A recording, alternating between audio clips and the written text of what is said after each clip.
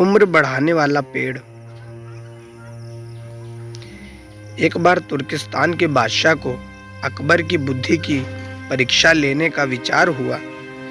उसने एक दूत को पत्र देकर सिपाहियों के साथ दिल्ली भेजा। पत्र का मंजूम कुछ इस प्रकार था। अकबर शाह, मुझे सुनने में आया है कि आपके भारतवर्ष में कोई ऐसा पेड़ पौधा है जिसके पत्ते खाने से मनुष्य की आयु बढ़ जाती है। यदि यह बात सच्ची है तो मेरे लिए उस पेड़ के थोड़े पत्ते अवश्य भिजवाएं।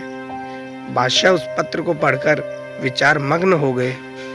फिर कुछ देर तक बीरबल से राय मशवरा कर उन्होंने सिपाहियों सहित उस दूत को कैद कर एक सुदृढ़ किले में बंद करवा दिया। इस प्रकार कैद हुए उनको कई दिन बीत गए तो बादशाह अकबर बीरबल को लेकर उन कैदियों को देखने गए। बादशाह को देखकर उनको अपने मुक्त होने की आशा हुई, परंतु यह बात निर्मोल थी।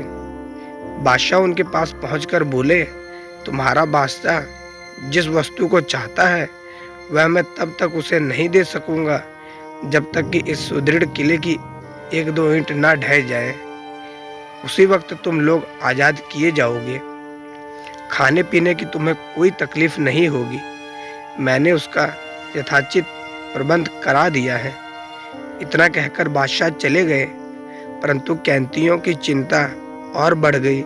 वे अपने मुक्त होने के उपाय सोचने लगे। उनके अपने स्वदेश के मुखों का स्मरण कर बड़ा दुख होता था।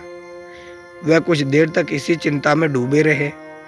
अंत में वे ईश्वर की वंदना करने लगे, हे भगवान, क्या हम इस बंधन से मुक्त नहीं किए जाएंगे? क्या हमारा जन्म इसी किले में बंद रहकर कष्ट भोगने के लिए हुआ है? आप तो दीनानाथ हैं। अपना नाम याद कर हम असहायों की भी सुध लीजिए। इस प्रकार वे नित्य प्रार्थना करने लगे। अंत में उनकी प्रार्थना का असर हुआ। ईश्वर की कृपा हुई। एक दिन बड़े जोरों का भूकंप आया और किले का कुछ भाग भूकंप के कारण धराशायी हो गया।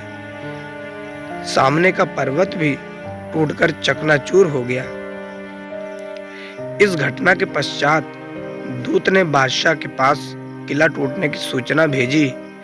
बादशाह को अपनी कही हुई बात याद आ गई, इसलिए उन्होंने दूत को उसके साथियों सहित दरबार में बुलाकर बोले, आपको अपने बादशाह का आशय विदित होगा और अब उसका उत्तर भी तुमने समझ लिया है। यदि ना समझे हो तो सुनो, मैं उसे और भी स्पष्ट किए देता हूँ। देखो, तुम लोग गणना में केवल 100 हो और तुम्हारी आह से ऐसा सुदृढ़ किला ढह गया। फिर जहाँ हजारों मनुष्यों पर अत्याचार हो रहा हो, वहाँ के बादशाह की आयु कैसे बढ़ेगी? उसकी तो आयु घटती ही चली जाएगी और लोगों की आह से उसका शीघ्र ही पतन हो जाएगा। हमारे राज्य में अत्याचार नहीं होता। गरीब प्रजा पर अत्याचार ना करना और भली भांति पोषण करना ही आयुवर्धक वृक्ष है।